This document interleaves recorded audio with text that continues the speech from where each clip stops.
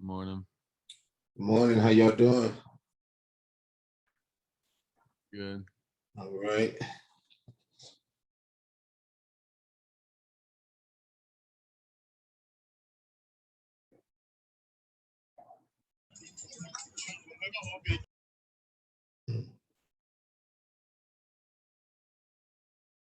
Got 4 people up there, 4 people in.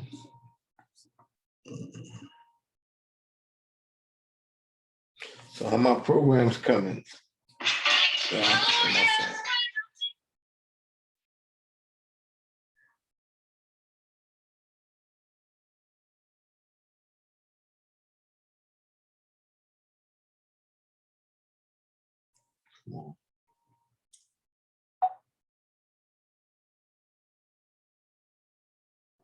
let's look at 2.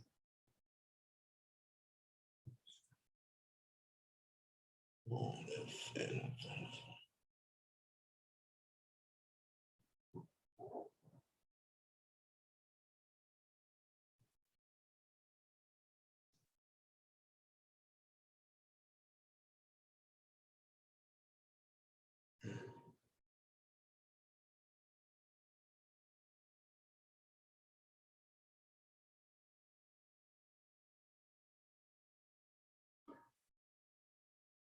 And okay.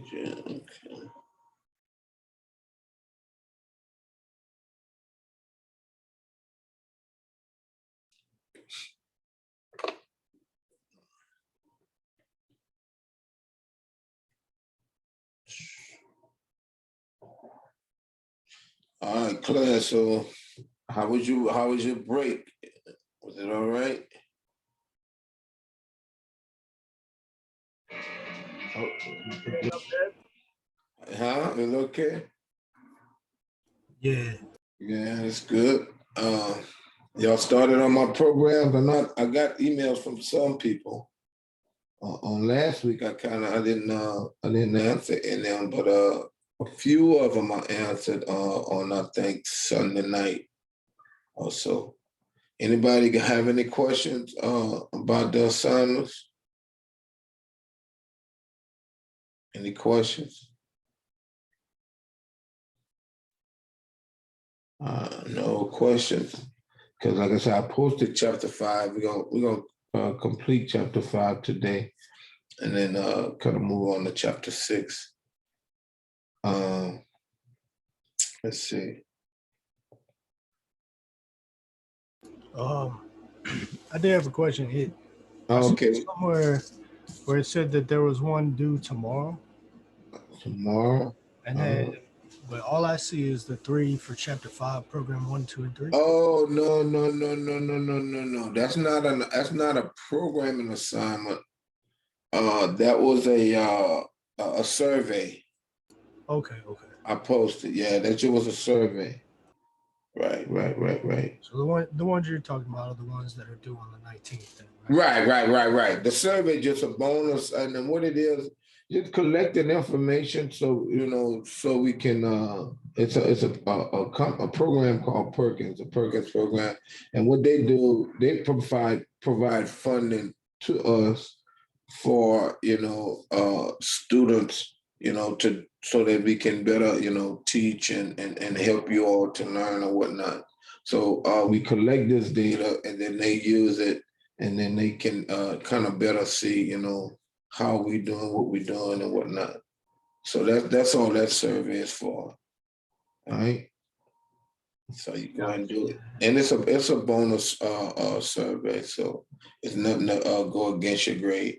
Now, what's going to happen is it's going to have a grade on it, and I'll have to go back and remove add the bonus points to wherever I'm gonna add it, because I'm gonna add the bonus points to assignments. Okay, so I'll put it in that section. So it'll help you. It won't hurt you. It'll help you. Let's see. Let me share my screen. And any other questions? Any other questions? All right. So here is the notes in the screen here.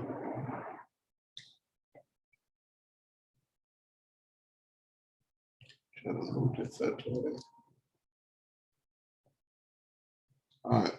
So we stopped on infinite, somewhere around infinite loops. And we know infinite loops are loops where you cannot, for whatever reason, exit out of that series of statements. You know, the condition is not being met so that you can break out of that particular situation. You know, when we gave an example, like if you asking if a number is greater than, or if a variable is greater than, say, 5, but we started at 0 and we decrement 0 or decreasing 0 by 1, you'll never get to 5. So that means your loop you'll be continuous. If like if it's an if statement, all right. Or if it's a while statement, all right. Now, we talked about the while. We talked about I don't know, we did the for. I think we did the for. The for statement allows you to count a number of times. And then there's the do while or the do until. All right, do while something is not something, or do until it gets to something. So it's basically the same. So now, and then it talked about, well, what you can do is, rather than have all this code in this if statement, you can take the section of code you have in an if statement, I mean, not an if, scratch that, in a loop, and you can put it in a module, okay? So what happens is now, rather than looking at a whole list of code in an if, you just have a module. And to give an example of that would be something like if we wrote the code, if we wrote something like just something simple, like say output something 10 times. If I said int number, or I'll say int, yeah, then I'll say what's going on my processes. So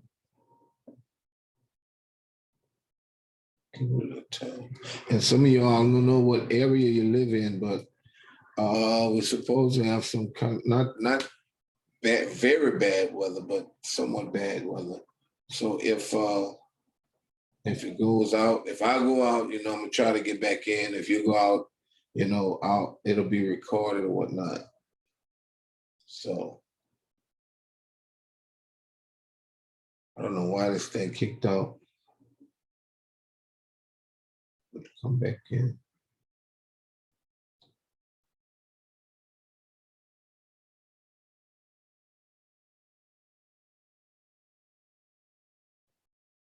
All right. So again, we'll try this again. Take this out. And we'll do something like int num. And we're gonna see out. We do something like enter a number. And then we do cn num. And now we can do a loop. I'll just do a for loop. For. Now with a for loop, you control the number of times and a loop is incremented or is actually processed. So I can say for int x equals 0. And so x will be my variable. 0 will be its starting point. And I don't have x specified at the top, so it doesn't know what it is. So, but I can give it its data type here. For x equals 0, so that's my starting point. X less than 10. So I'm going from 0 to less than 10, which is what? 10 times. 0, 1, 2, 3, 4, 5, 6, 7, 8, 9. And on number 10, you're kicking out. So that's 10 times. And then I'll do x plus plus. So I'm going from 0 to 10. Now I could have did minus minus, but that would take me what? Downward. Now I can make it work if I wanted to, depending on what I'm doing. If I go from 10 to greater than 0. Now, that performs what? 10 times also. Everybody understand that? I'm starting at 10. I'm going to greater than 0, which is 10, 9, 8, 7, 6, 5, 4, 3, 2, 1, kicking out at 0 because I'm decrementing 10, then 9, then 8, then 7, then 6. Everybody see that? Questions about that? So it all depends on what you want to do. I can even say, okay, if I want to do 10 times, I could say I could start at 5. Okay, well, x is equal to 5, x is less than 15, x plus plus. I'm still doing what? 10 times. 5, 6, 7, 8, 9, 10, 11, 12, 13, 14, kicking out when it's 15, right? So, yeah, right. Because what happens is it's gonna do that range. So you don't have to always start at 0, don't have to start at 1 or whatever.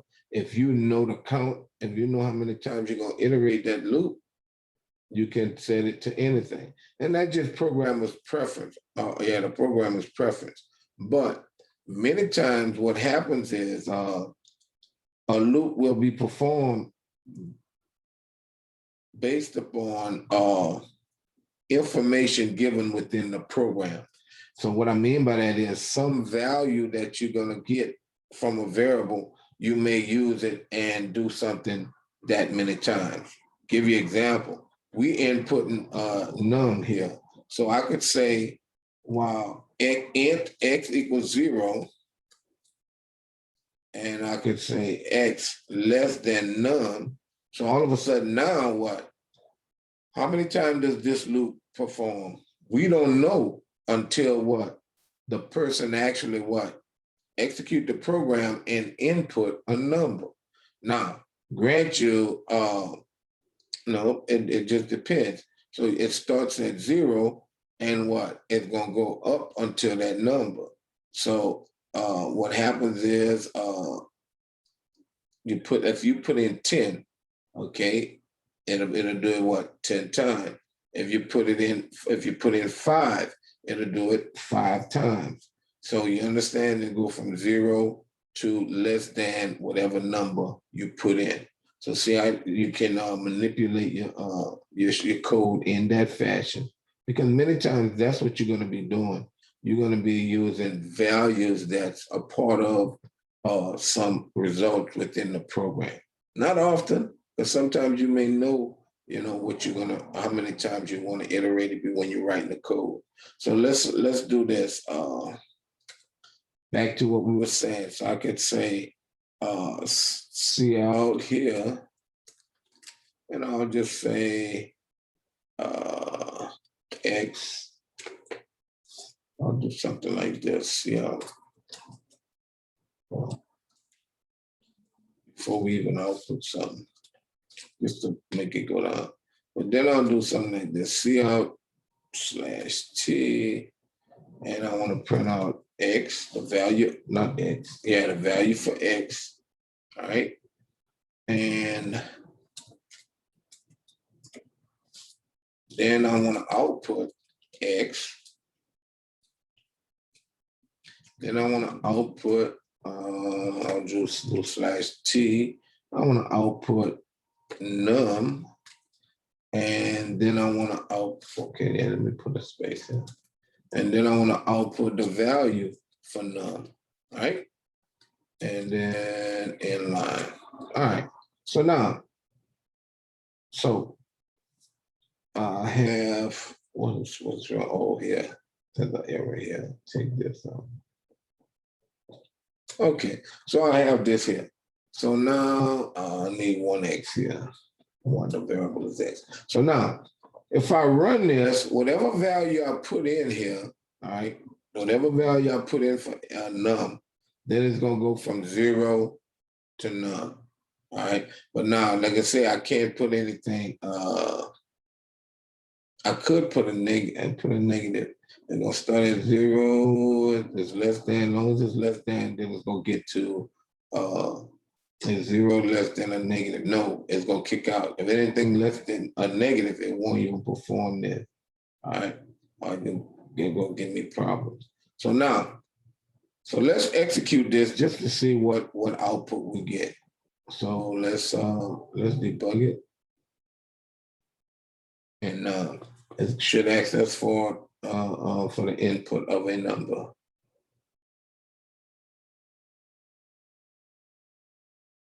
All right, so if I put in a number, say I'll put in 7.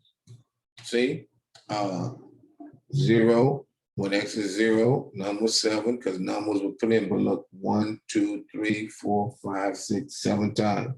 All right, so it outputted that. Now, what I can do, I'll just add another little thing to here. I'll just do this input /2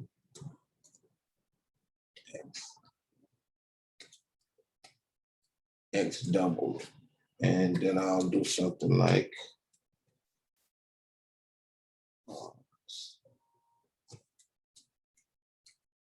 and then I'll do here what I'll do X times 2. All right, so X times 2, 0 is gonna be 0, then 2, then 4, then 6, then 8, all the way to whatever number we are dealing with. Or rather than that, I'll say X times none. No, I'll do it. Okay. I'll do it that way. All right. So now let's run this. All right, debug it. And I could have created a variable to store none. All right, so I'll do 7 again. So see what happened. X is 0, num is 7. 0 times 7 is 0. Then 1 times 7 is 7. 2 times 7 is 14. So all they did was do that, 7 times. And like I said, I could have put any number. Now, the part about it, taking it and putting it as a grouping your data to make it modularizing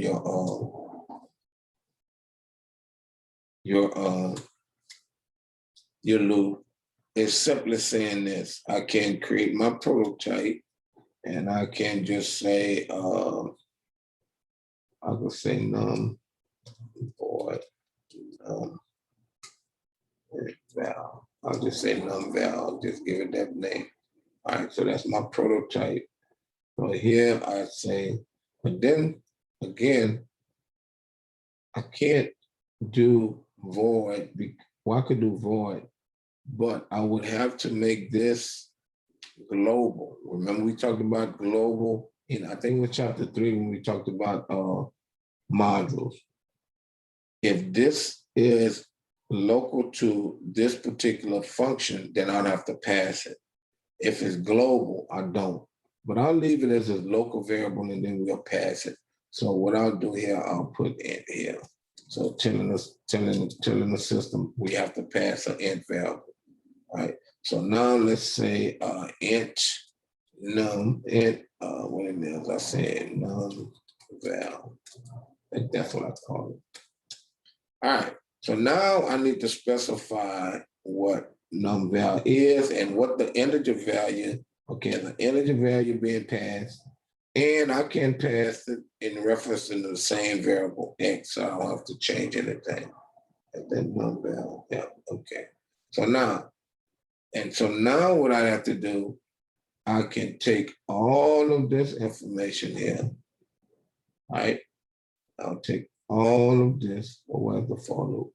I'll take all of this here. And like this could have been multiple statements to do whatever. And I'll cut it, right? And I'll paste it here. Right. And see, like I said, this could have been one statement. It could have been 50 statements or whatever. Oh, I gotta pass 2 variables. I gotta pass X and right. So let's go back here and comma in, because what? It needs to know what X is and it needs to know what num is. So now in the program, and I'll say, and I can use the same, but I don't have to. And so now in the for loop here, I'd have to do num val and then tell it what I want to pass. I want to pass X and I want to pass none. Okay. I want to pass those two variables.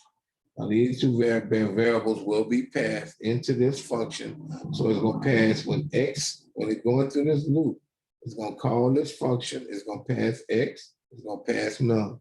The first time through, it's going to pass 0, and it's going to pass whatever number that was typed in, and then it's going to print the numbers, and then it's going to multiply them and print out the result. All right. So this could have been 50 statements, 40, 100, whatever. So in this loop, you could have just taken all that information, put it in a module, and called it from a function. So that's what they're actually telling you. Yeah, that's what you can do with your loops. What did I do here? Okay. I set an error. Let's see what error we got. Cannot overload, return alone. Oh,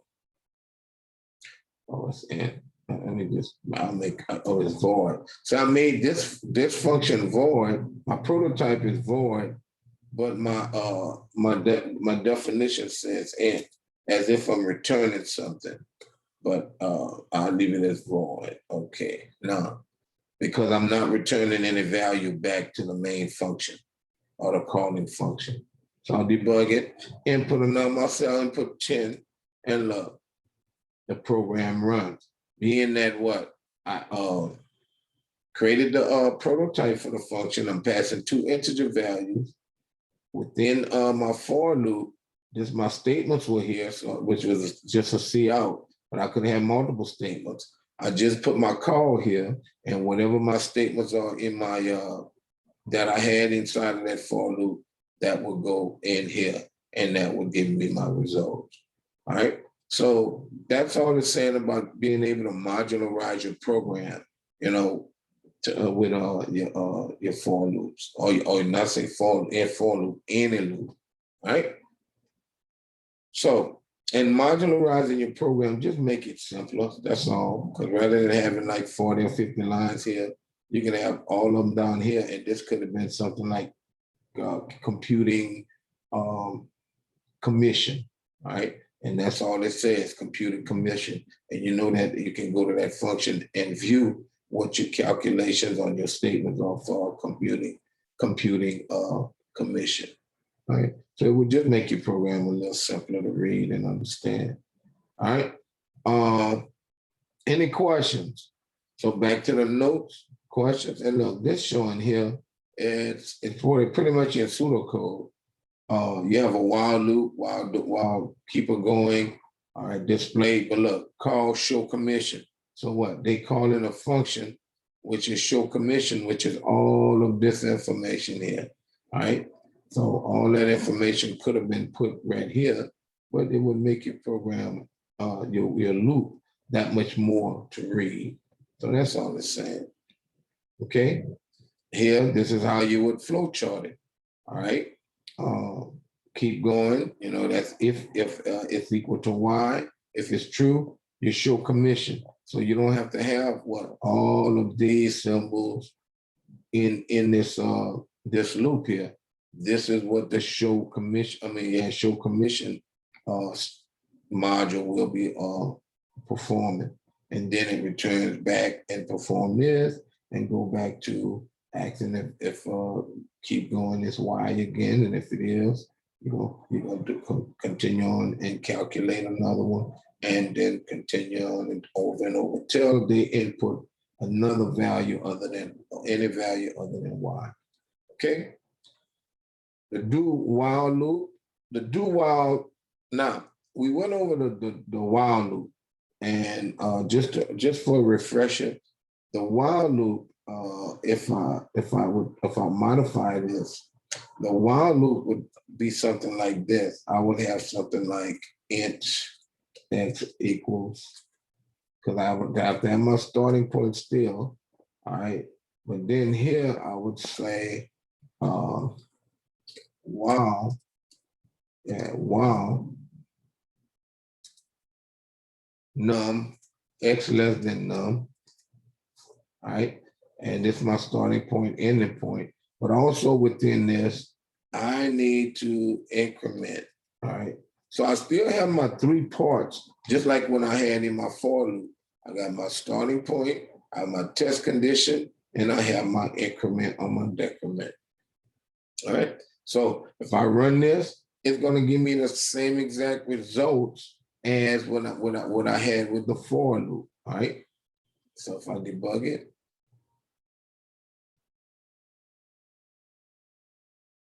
let me go back to okay here, and I'll say 5. See, it runs now. But the difference in the two, remember, one of them with the for loop, you use a for loop if you know exactly how many times you're going to be performing a loop. Hey, you can use a for loop.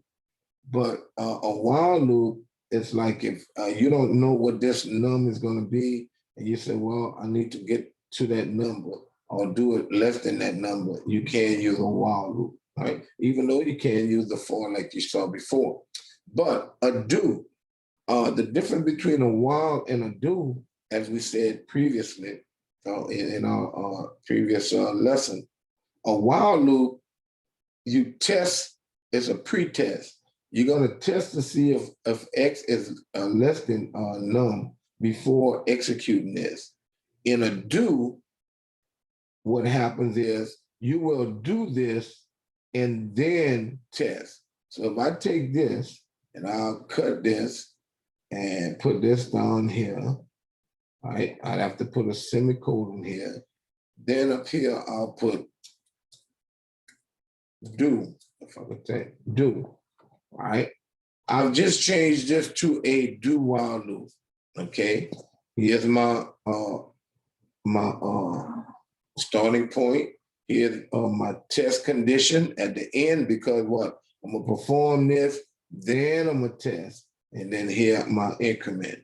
So now, no matter what a value I put in, even if I put in say 7, not 7, if x is 0. If I put in a -1 or -8, it will perform this at least one time. You got me?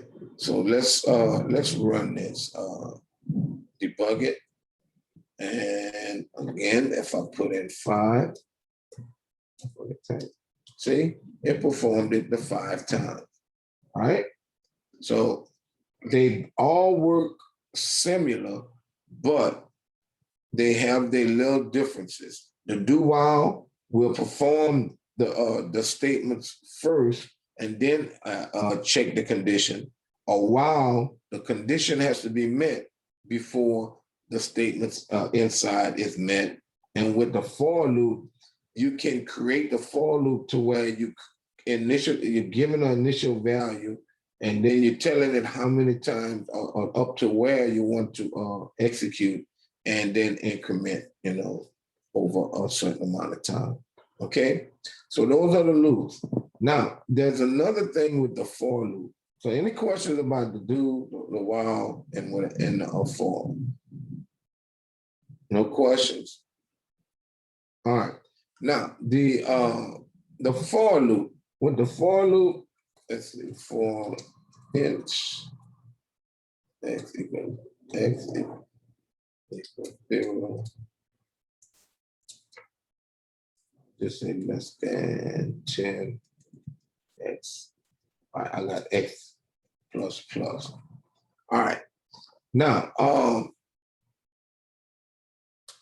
so with this, I'm gonna take this out. And I'm gonna take this off. All right. So this is the for loop. All right. I got my starting point test condition. Now, X. Now, can I do it that way? It's some way I can increment X.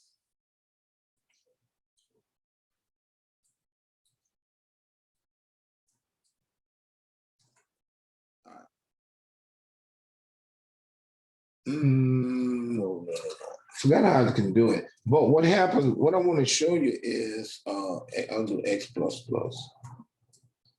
What happens is you might write your code in this fashion and say you get mixed up and say, thinking that you're writing a while loop and you do X plus plus. Who could tell me what's going to happen with this code here?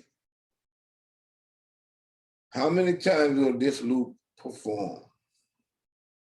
I have for int X equals 0, X less than 10, X plus plus. I'm calling calling the function to output the information. Then I'm incrementing. Then I'm going back up and test again. So how many times do you think it's going to execute that for loop? Anybody?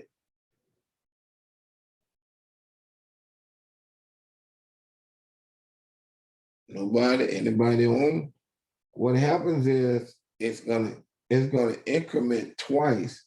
So it's like doubling X. So rather than perform, if I put in 10, well, with 10 here, rather than perform 10 times, it's going to perform 5 times. But it's going to go 0, then it's going to increment by 1, then it's going to go 2, then it's going to increment by 1, then it's going to go 4. So it's going to go 0, 2, 4, 6, 8. So 0, 2, 4, 6, 8, correct. So when I debug it here, watch what happens. And I'll put it, well, it don't matter if I put in 10, I'll just put in 1 because I'm not comparing, but it's doing the num anyway, but still, no. X, look at X. X is 0. Okay, it went through, it added, all right, made it 1, but it added, when it got back here, made it 2. Then what happens? It called a function, it added, and then it was 4, right? So what happens is it's doubling X rather than doing it by 1. So you got to make sure that whatever you're doing in within the body of your loop, that you're not manipulating your counter for that for the iterations. Now, sometimes you may want to, but like I say, you got to make sure you understand what your program, what you want your program to do. Right? All right. So, like I say, first time through, X is 0. So it's got 0, increment by 1, it's 1. It hit here again, it's 2. Okay, it calls it and prints out 2. Increment is 3. Go here, it's 4. Then it calls it, print the 4. Increment 5. Increment 6. Then it calls it, print the 6. Increment 7. Go back here, increment 8, and it prints the 8. So that's how the program goes through that loop. Now, so those are the loops. Let's go back to here. All right. And like I said, we did the do while. You do a do, open parenthesis, open curly brace, close curly brace, and then your while condition with a semicolon. You have to have the semicolon. Without the semicolon, it will not work. Okay. All right. I think this is okay. The do until it's just somewhat the same. Do until a value is equal to something or greater than something or whatever. So the do until, the do while, same way, but you're just asking the question in a different manner. All right. So do until. All right.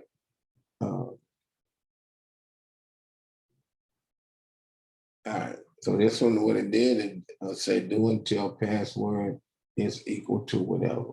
I think it was, yeah, see, until password is equal. So as many times as you mess up the password, it will just continue and ask you to input the proper password.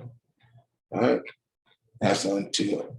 All right, or like I said, you can just say do while not equal to whatever. All right, and that's pretty much an action in a different order. Now, the count control, that was the for loop. And the for loop, like I say, you got three. You got your initialization phase, or where you x, in our situation, int x equals 0.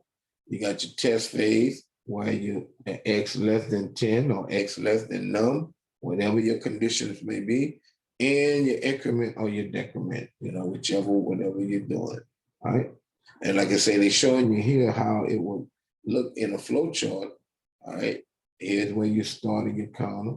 Here's where you're comparing it. And then you should have where you increment your counter. All right. So those are the different, you got to make sure you're doing those three things.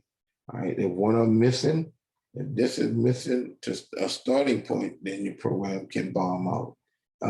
If you're missing the increment, then you can have an infinite loop. If you're missing the test condition or have an incorrect test condition, then it could not perform these statements or perform them too many times, all right, depending on what it is. All right. So just tell you, a control loop has a particular count, a particular number of times that loop will execute. All right. So if we look back here, that's why you somewhat have to understand math. All right. Well, we try to stress you to understand your math. Look at these sums here. You got x equals 0. Here you got x less than 10. If I do this, less than or equal to 10, what happens then? What all of a sudden happens to this loop? How many times will it execute? Some people might say, well, it doesn't change it a bit, but it does, because now you're not performing until x is less than 10. You're performing until x is less than or equal to 10.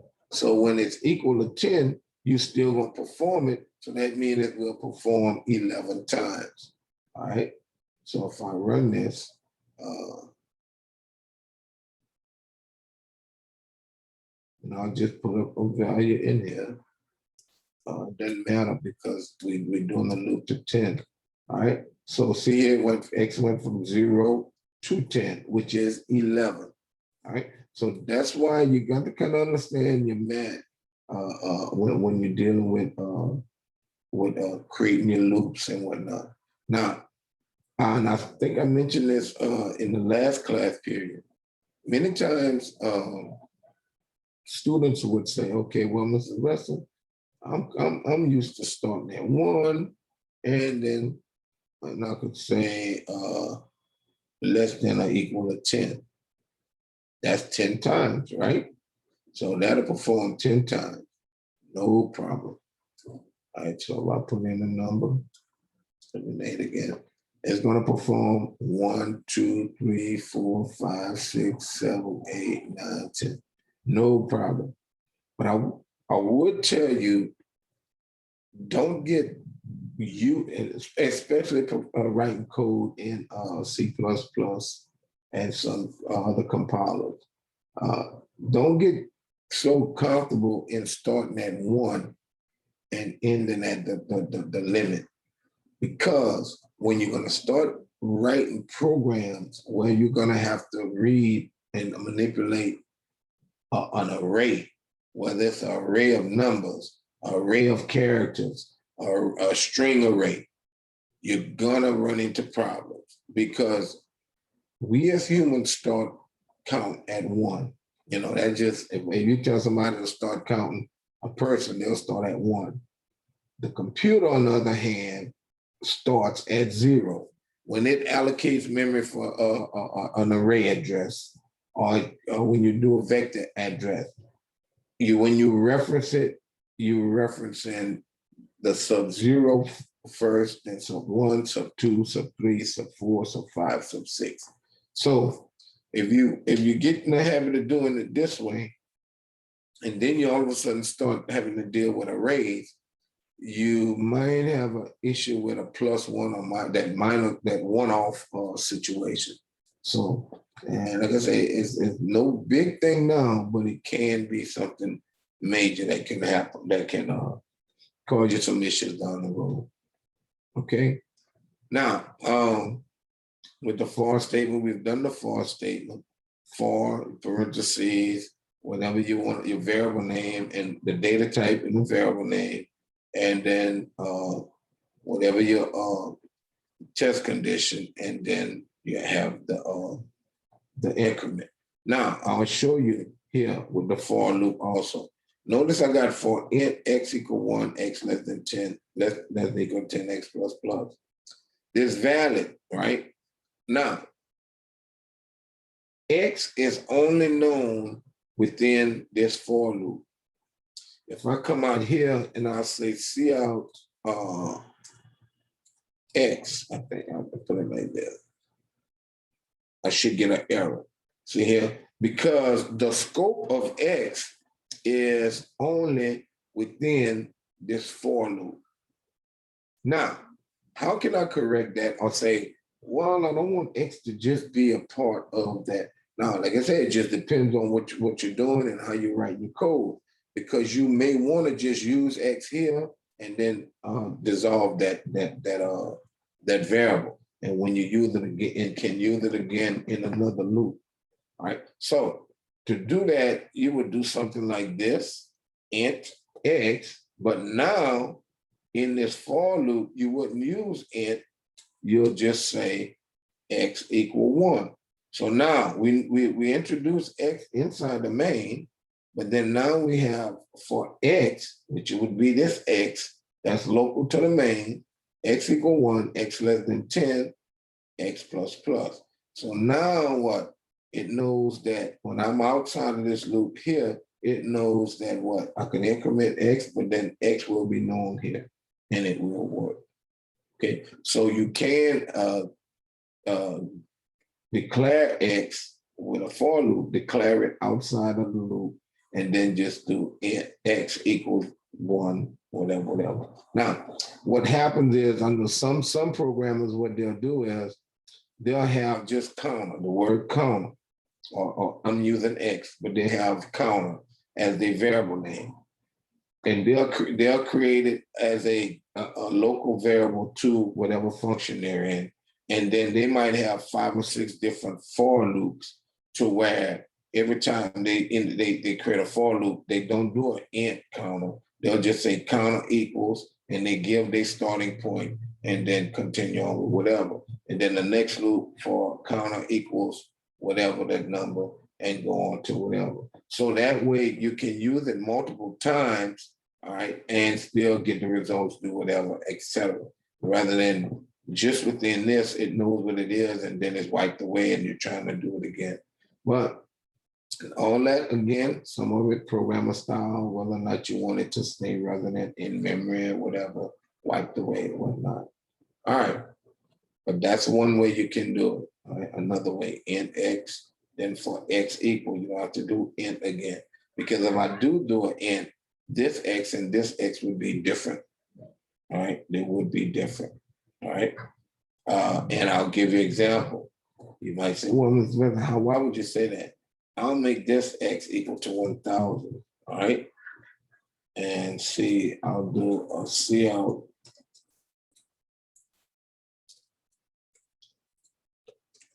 All right, I'll say see out the value of x. All right, now here I'll say, I gotta do equal. I'll do int x, right? So now I'm telling you that when it completes this, x will be 10, all right? Because when it gets to 10, that's, oh no, 11, x will be 11, it's gonna kick out. But then when it come down here, it's gonna print 1,000 because that's the value for this x.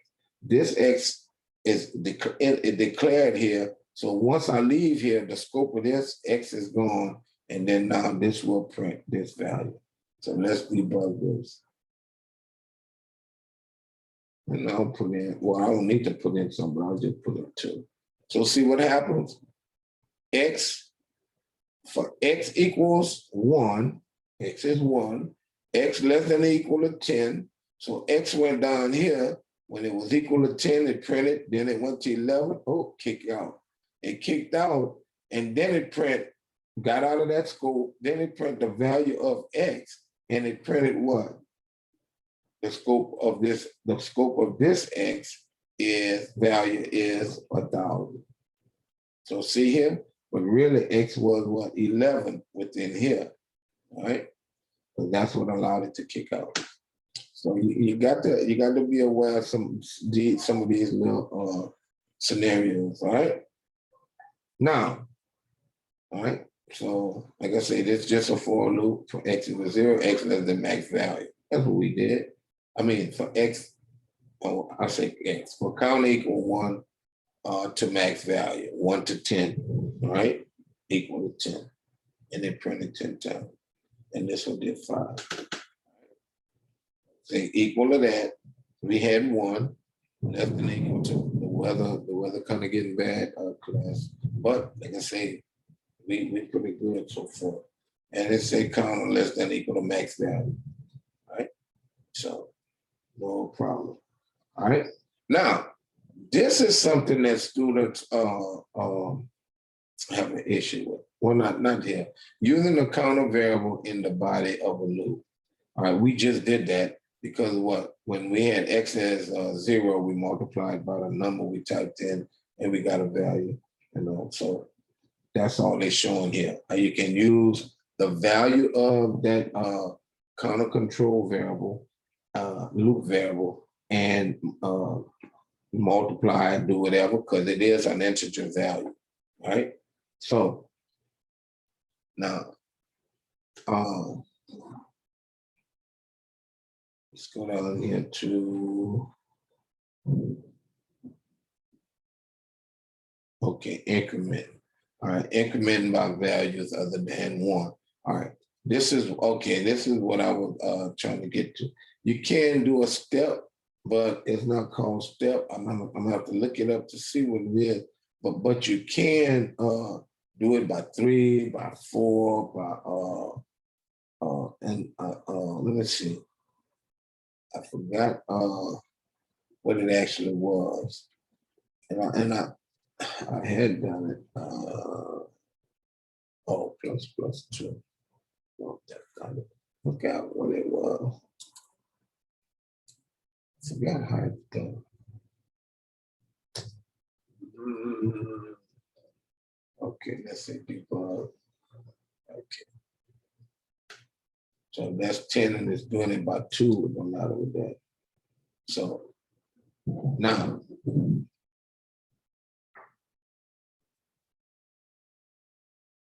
num stayed at 4. Num stayed at 4. All right. So this is that. See, this is X, which was, see, it's not doing the X plus plus. It's just doing X, which was that number. X is 1. Then it came back 2 plus 2 is 4. And that's all it did. 2 plus 2 is 4. Yeah, I'm gonna have to figure out because you can't, it's a way you can step, and I've done it. But like say, rather than be going from 100 by 1s, I can do 100 by 2s, by 3s, or whatever. And like I say, sometimes you may want to do that. Sometimes, it just depends on what your code entails. All right. So like I say, you can do it. All right. So like I said, the actual code, I don't have it at the moment, but I can find out and give it to you. All right. All right. Now, counting backwards, the decrement is just the minus minus. Remember we did the X minus minus? That's all that is. Counting downward rather than counting up, right? So what that says is when I come here, the decrement meaning to take away or decrease. So that'd be X minus minus. So I'm decreasing by 1. All right. and you should be able to step down, you know, if you need to also. All right. And look, letting the user control the iterations, we did that when we had number and we said from x equals 0, x less than number. See, so these are various ways in which you can write code. They're just showing you that you have flexibility in coding. Try not to just learn, oh, this is a for loop, this is what the loop do, whatever. No, learn how you can manipulate a for loop or a while loop or do while loop to cater to your needs, and that will make you a better programmer. But if you're just like, oh, well, the for loop, this is what it do, this, that, and I'm finished with it. No, you won't get the full essence of programming. You know, because when you run into a situation where you're going to have to write code to where you're not going from, or where you don't need to perform a for loop 10 times, you needed to perform it X number of times, where X would be a value that's generated based on maybe the size or the length of a string. Then all of a sudden you're stuck because you're like, oh, well, how am I know the size of the program running? Well, you know, there's software you can use to get a number, grab it, extract a number, and then what? Take that variable and use it within the for loop so that you can iterate that loop X number of times. All right? So that's all that's saying.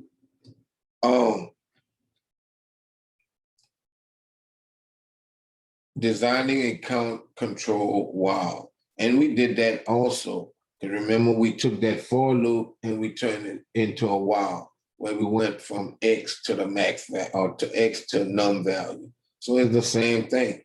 But all you have to do is have a starting value, and then while the value is less than, well, the starting value is less than the inputted value of, you know, whatever variable value that you have, then, you know, then perform that loop.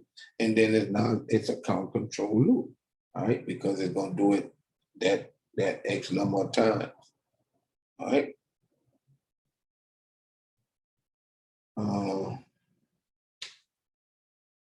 You know, like I say, increment, excuse me, and decrement, what that means. All right, now, okay. This saying increment value other than 1. Set counter equal to counter plus 2. All right. So that's just, you know, where you set the counter to a different value than what it is already. Well, this is saying, really, let me go here. No, here. What they saying they stepping. All they saying is this. Turn it into a while. This is a while. Okay, I'll do X equal 1. Oh, I could do 0. I'll do X equal 1. Okay. X less than 10. And then see down here, if I want to step it twice, I could do X is equal to X plus 2. So with the for loop, I got to look that up. But see, with the while loop, all you have to do is do X equals X plus 2. So when X is 1 less than 10? Yes.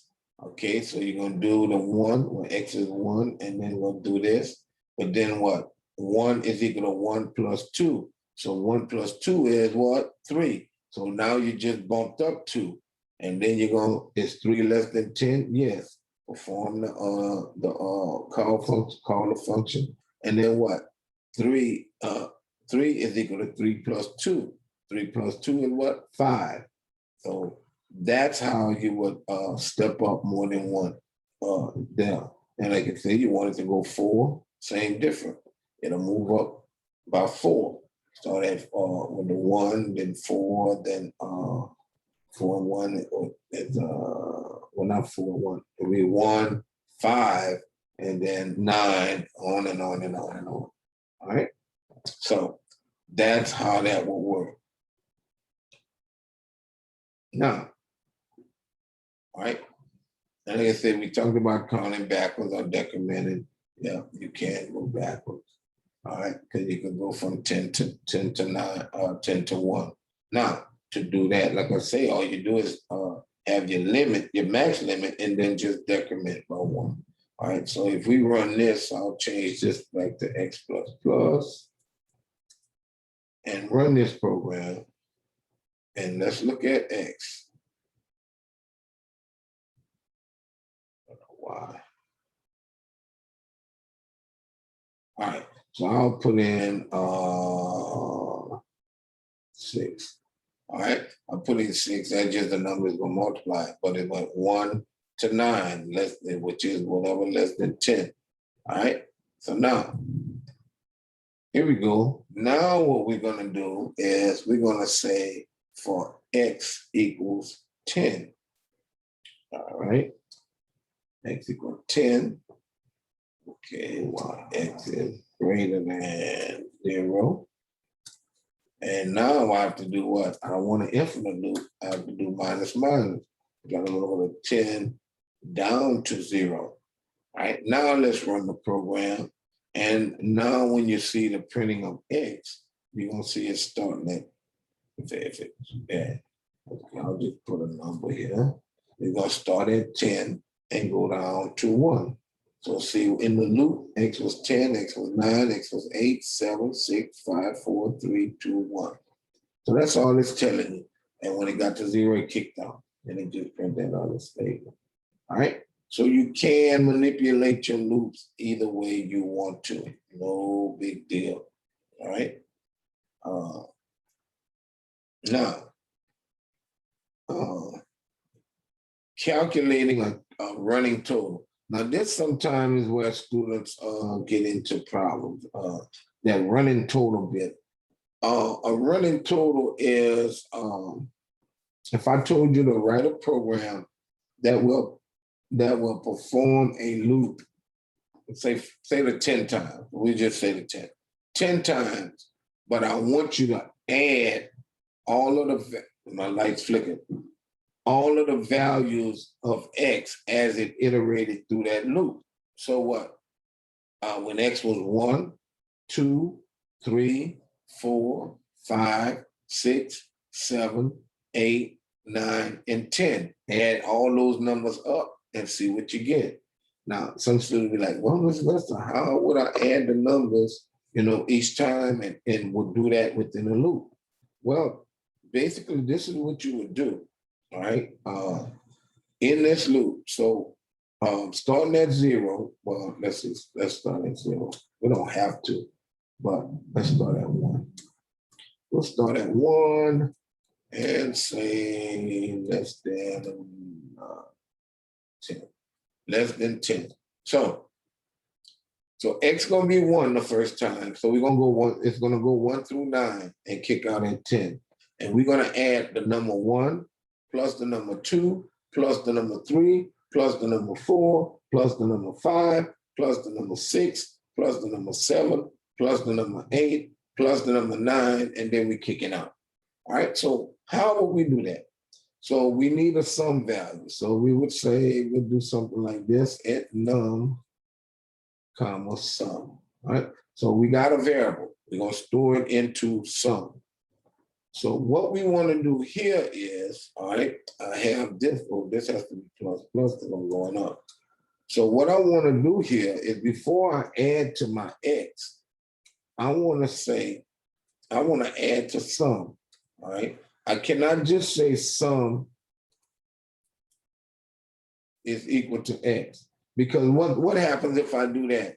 Sum will only equal to the last value that that X was after when it executed that statement. So running this, the last time it found the value of X was 9. Remember, because on 10 it kicked out. So it would only print out 9. But what I'm gonna do here, I'm gonna just add here.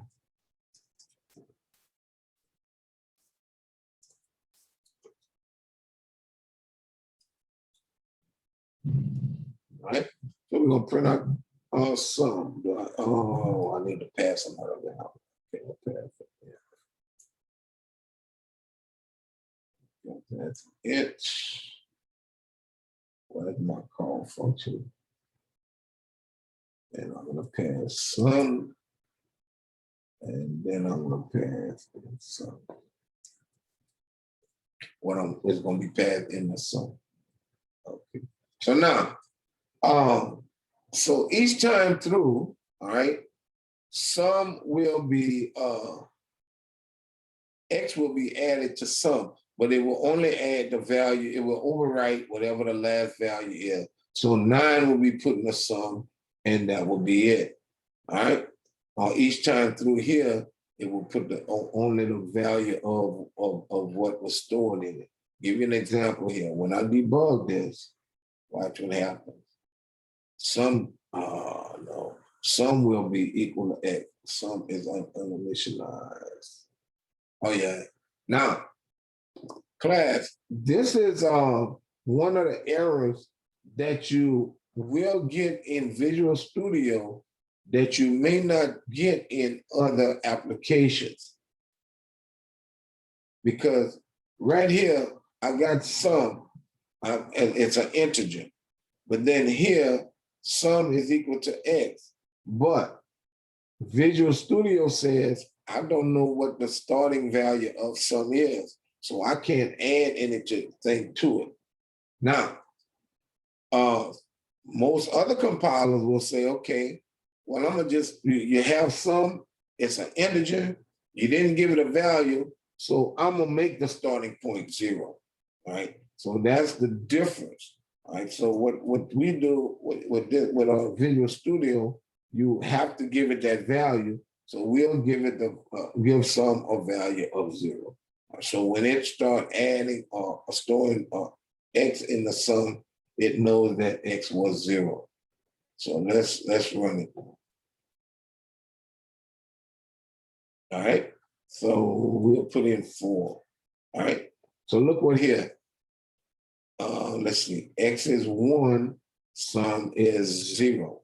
All right. Let's see. It went 0 to 8. Why did it do 8? Because here we go. What is this? X is 1. Oh, yeah, because what we did, we called the function before we stored X, which was 1 the first time, which was 1. So the first time through sum was 1, 0, right? So so in order for me to make sum equal to whatever, equal to none here, something X here, I'd have to put this statement above this statement, right? But I'll leave it at this because right now, no, we do need to move it above. So let's move it above because so that we can get the right output. So I'll cut this and I'll paste it here. All right. So I'll paste it here and we'll debug it again. And then you'll see that X and sum is just going to be the same value because what you did each time you just overwrote what the value was in so see here 1 through 9, 1 through 9. But I want sum to equal to 1 plus 2 plus 3 plus 4 plus 5 all the way down. So how to get that running total? In here, I will do something like this. Sum is equal to sum plus X. So what happens is sum is now on both sides of the expression so that if sum was 5, this would say 5 is equal to 5 plus and whatever X is. It's going to solve this, then overwrite the 5 with the new value. So that's how you calculate a running total. So now, watch, let's run this. And this time, I'll put sum here. Okay.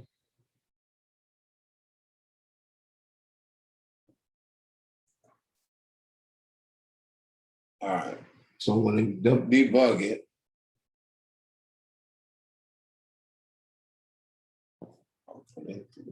So notice what happens.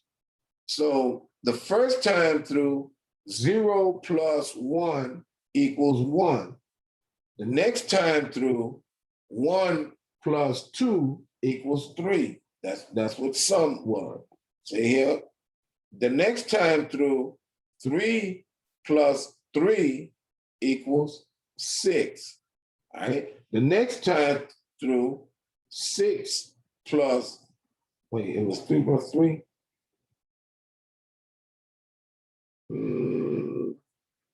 Wait a minute. Yeah. 1 plus 2 is 3. 3 plus 3 is 6. 6 plus 4 is 10. 10 plus 5 is 15. 15 plus 6 is 21. 21 plus 7 is 28. 28 plus 8 is 36. That's 36 plus 9 is 45. So that's how we got the 45 here. All right. So rather than it just giving you whatever X is, now it what? Created a running total. So now I don't have to print this here, because I just printed it to show you how it was calculated. Take this out. Just print this here, and you'll see that it's just gonna print that and the 45. Down there. No, we'll see here and look. The total running total for sum is 45. All right. Now, so that's your running total. So that's how you calculate a running total. It would be the variable listed on both sides of the expression so that that value can be added rather than overwritten. All right. And this is just showing you some of what we just talked about. All right. A flow chart. And now a sentinel value. We somewhat talked about it when we kind of talked about I think our menus at the time. A sentinel value is a special value that marks the end of a list of values. Give an example. Many times when let's say a program is being written, and you don't know how many items or whatever is in a list, what would you do? What you would do is you would create a fictitious value, all right, a result, so that and you know what it is. You put it in the code to read up until that point, so that it can control your process of your program. Give an example. If I was reading in some numbers, right, and I didn't know how many numbers I'm going to read in. Say, for instance, I'm trying to do what? I'm just trying to say like you're just trying to calculate the sum of some numbers, and you in a loop, and it keep asking you enter the number, another number, yes, enter the number, another number, yes, enter the number, another number, yes, enter the number. So what a sentinel value is, it's a value that when you enter a certain value, it knows that, hey, it's triggered to kick out. So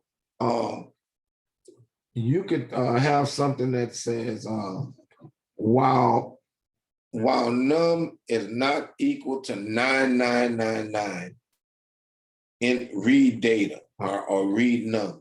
So you input a number, hit enter. All right, and it's 1999. It'll read it, then it'll go back, allow you to read another number. You put in 45, read another number. You put in 50, you read another number. And as long as you don't put in 9999, it'll keep on running. When you put in the 9999, you have it in the code to say, okay, as long as it's not 9999, keep reading the numbers at. When it hit the 9999, it kicks out. That's the sentinel value. All right. So it simply asks the user to end at the end of each loop, iteration, whether there is another value to process. If the list of values is long, however, asking this question at the end of each loop iteration might make the program cumbersome to the user, right? You ask the user at the beginning of the program, how many numbers the list contains. This might also inconvenience the user. However, okay, if the list is very long and the user does not know the number of items in the list, it will require the user to count them. So this would be reasons why you would want to have a sentinel value, because the user can just keep inputting values or inputting whatever until they say, okay, I'm finished, put in the sentinel value, boom. Now it go and continue processing that data. So that's what a sentinel value is, right? So it just tell you a sentinel value is a special value that marks the end of a list of items, okay? When a program reads the sentinel value, it knows that it has reached the end of the list so that the loop terminates. For example, suppose a doctor wants a program to calculate the average weight of all her patients. The program might work like this. The loop prompts the user to enter either a patient's weight or zero. So what? No patient will have a zero weight.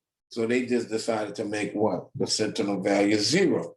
So when they enter zero, that would be the last patient's weight, and it'll take the count and the value and the sum of all the weights and calculate an average so that the doctor can handle it. All right.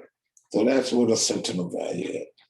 And I think this is the end of the chapter. Oh, nested loops. I think when our program, we're dealing with nested loops. Nested loops are loops within loops. And like I say, you can have a do while, or do within a for within a do, a while within a for, a for while within, a for within a while. So it's any type, you can have any type loops. You can write code in any type way. So I'm gonna give you an example. I'll say, and I'm gonna take this off, and I'll just make it like this, make it look more simple. Okay, while x is less than 10, okay. All right, and then I'll say, okay, then I'll have to do the x plus plus. And I'll start x at 0. And then I'll say into y equal. All right.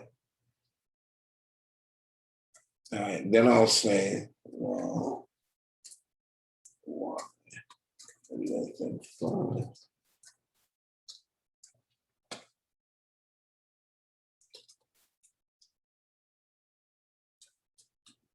And then I'll have y plus plus. But then what I'll do, I'll say C out BRCC.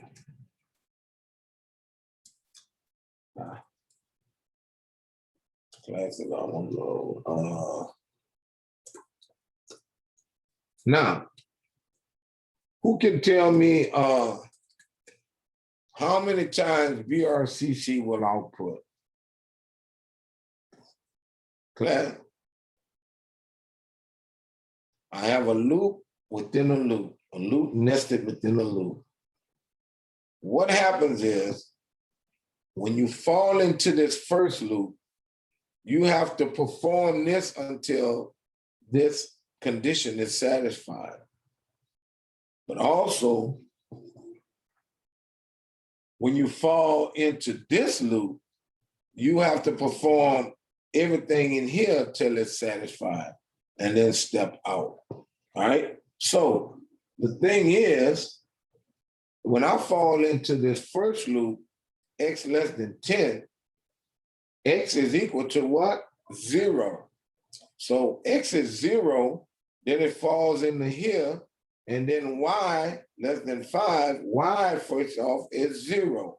So it's going to do the y loop from 0 to 5. But when it steps out, when y gets to 5, it steps out, it's going to increment x, and then x now becomes 1. So I've done this 5 times at 0. Then when x is 1, I'm going to perform this 5 times. When x is 2, I'm going to perform this 5 times. When x is 3, I'm going to perform this 5 times. So you see the picture? So what's going to happen? When you want to know somewhat without, when you have it, when you have loops within a loop and you know the control counts, you can just simply multiply this iteration times this iteration, and that'll give us how many times everything in here will be performed. And that should be 50 times. 50 times, 10 times 5. So let's debug it and see. Now you won't, I have an error with the error. Match it, match. I gotta end my program. All right. So debug, and it should give me all that. Well, that's nothing. Whoa. 5. Oh, no. Oh, no, let's see. In another. Well, x is less than 10. X less than.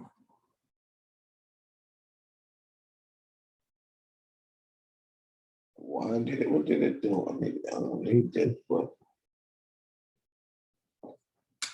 that's, let me see something. Hold up. Make sure this thing's right.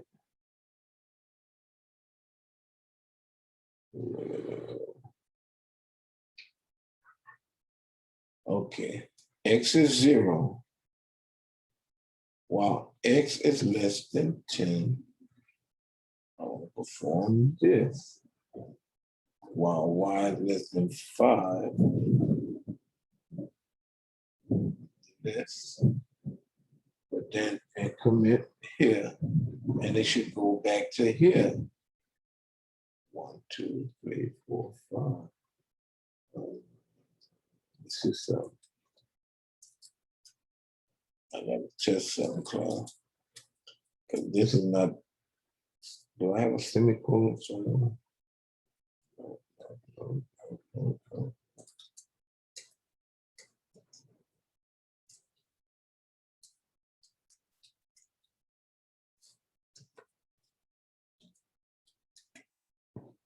Because x is only 1. Open, close. That's right. Open, close. That's right. X is less than 0. Wow, x is less than 10. X plus plus. Let's debug this.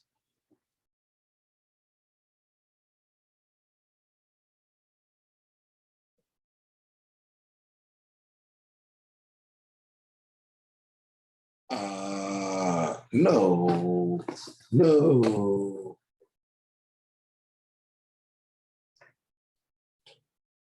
See what's happening? And it shouldn't do that, because once, oh, that's why. Okay, I see why. Because see here, and that's my fault. What happened is x is global to what? The main. And remember we say once the value has been incremented, it incremented for the whole program, for that whole main function. So that's what happens. See, but I should have did this.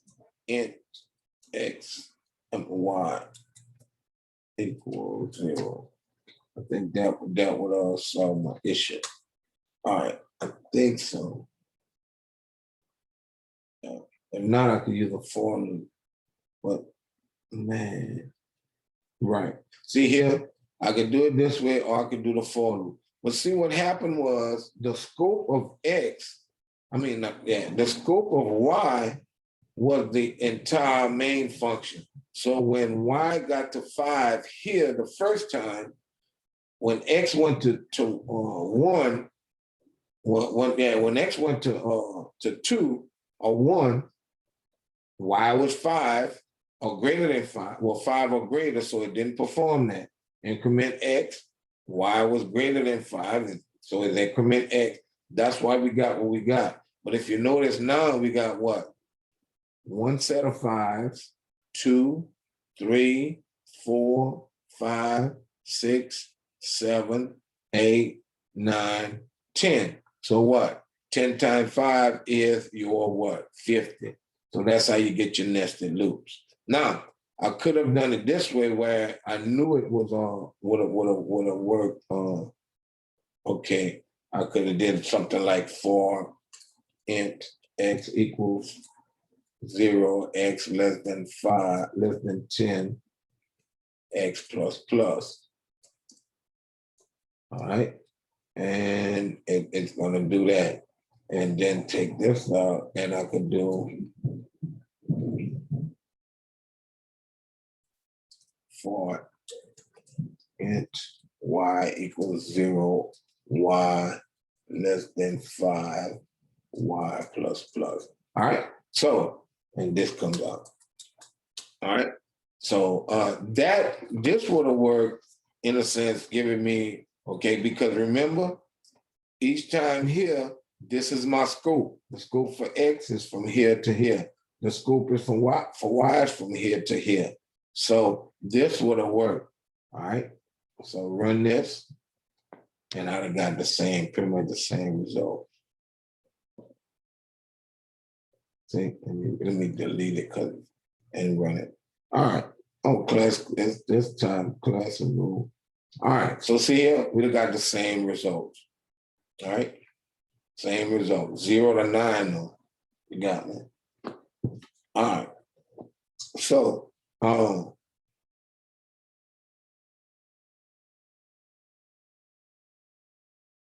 right.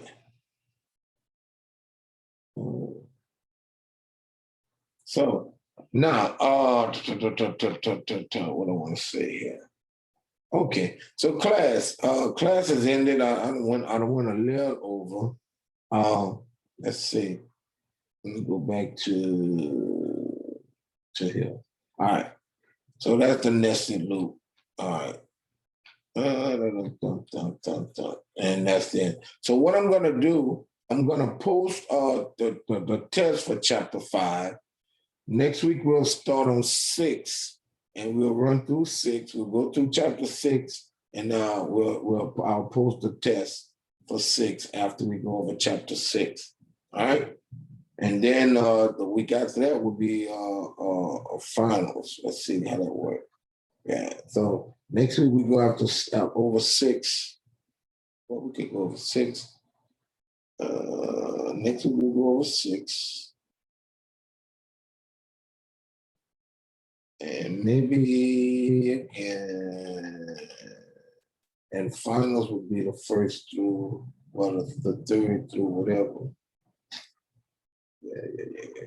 All right. Yeah, depending on how much we cover in next class period, like I say, the test might be next class period, or it might be after that.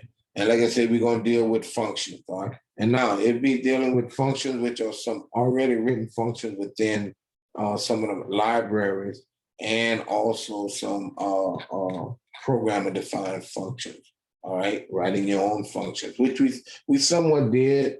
But we'll look at some of the ways you can do it by passing variable values and passing it by reference, etc. All right.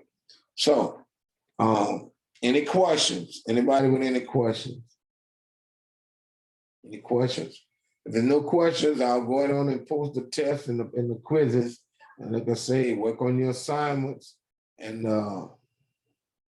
see you on next class period. All right. Thank you, Professor. All right, have a good one.